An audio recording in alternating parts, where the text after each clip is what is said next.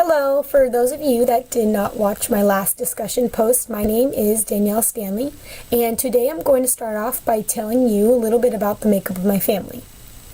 My family my immediate family that is, consists of 5 members that live in my house. My dad, Dana Stanley, my mom, Laura Stanley, my oldest sister, Dara Stanley, me, I'm the middle child, and then my youngest sister, Dana Stanley. She actually gets her name from my father, except they're just spelled a little bit differently. My dad's is D-A-N-A, and then my little sister's is D-A-Y-N-A. So that's a little fun fact about my family. But also, my oldest sister, we are all 3 years apart, so she's about to turn 22, and she's expecting a little one, actually a baby girl. Today, March 23rd, is actually her due date, so hopefully in the next week here I'll have my very first niece, and I'm super excited about that.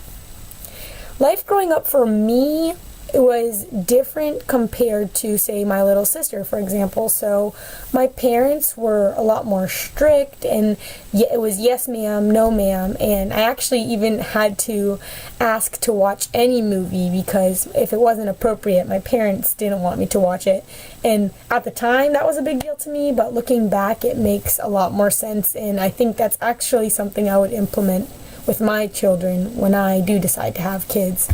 And so that kind of brings on like how things have changed as I've grown older.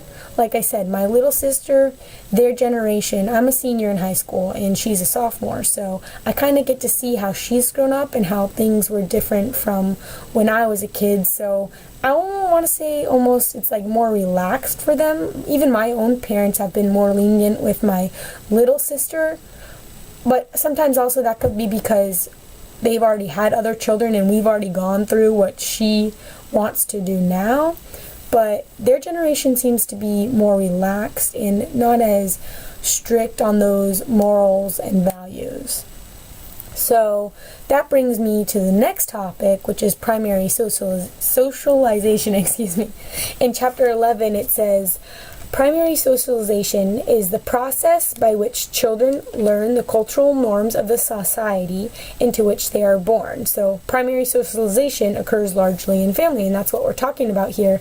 So in my own development, I think that's a perfect example, me and my little sister, and what cultural norms everyone is born into. So that's going to be different from one household to the next and how parents and the standards that you're held to.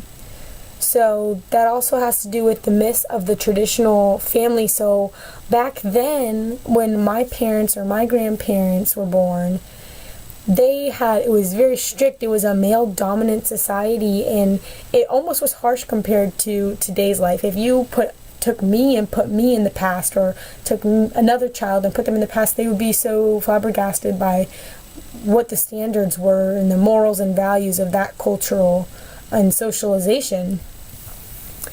So there was a lot more strict authority over children, and like in the 1950s, like I said, it was a male-dominant society. Women were typically asked to stay home and not really go out and get an education, and while the males, they got to go out and do all that stuff. So that's like how my grandparents would live.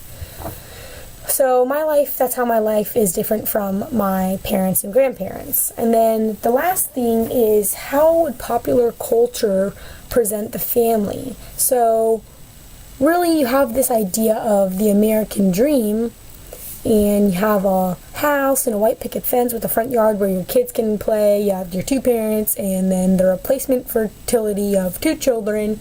So that's like, also in Modern Family, that's a funny TV show. It also shows the prevalence of gay marriage and how that's becoming a thing in today's society. So it's just really interesting to see how different generations are and how things change and new ideas that are created as you grow up. So not only am I a part of that now, but as I get older, I'll be able to acknowledge those changes, and I'm really excited for that. So thank you for watching my video, and I hope you all have a great day.